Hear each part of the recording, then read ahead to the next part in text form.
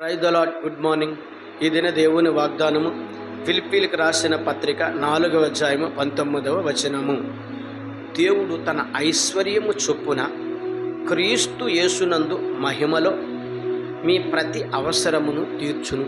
అవును ప్రియ సహోదరి సహోదరుడా, ఈ ఉదయకాల సమయంలో ప్రభువైన యేసుక్రీస్తు వారు నీతో వాగ్దానం ద్వారా మాట్లాడుతున్నాడు. నీ ప్రతి అవసరాన్ని ఆయన తీరుస్తాను అంటున్నాడు. అవును, ఈ ఉదయకాల సమయంలో నీవు ఎటువంటి అవసరతతో ఉన్నావో, ఎటువంటి అక్కరతో ఉన్నావో మరి ప్రభువైన యేసుక్రీస్తు వారికి తెలుసు.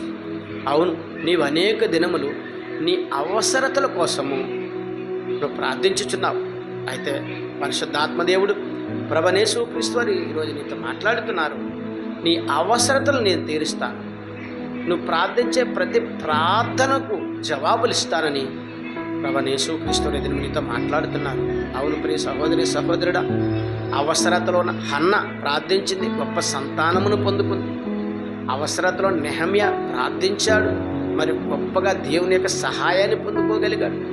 అవసరతలో ఎస్తేరు ప్రార్థించింది, మరి దేవుడు గొప్ప అద్భుతమైన కార్యము చేశాడు. అవును, నీ జీవితంలో నీ కుటుంబంలో దేవుడు అద్భుత కార్యాన్ని చేస్తానని, గొప్ప ద్వారాలను తెరుస్తానని, నిన్నును నీ కుటుంబాన్ని ఆశ్చర్యమైన క్రియలతో నింపుతానని, నీ ప్రతి అవసరతను తీరుస్తానని ఆ దినము ఎస్తేరుకు సహాయం చేసిన దేవుడును, నెహమ్యాకు సహాయం చేసిన దేవుడును, హన్నాకు సహాయం చేసే దేవుడును ఈ దినము నీతో మాట్లాడుతున్నాడు. కనుక ప్రియ సహోదరి సహోదరుడా, నమ్మికించి ప్రార్థించు.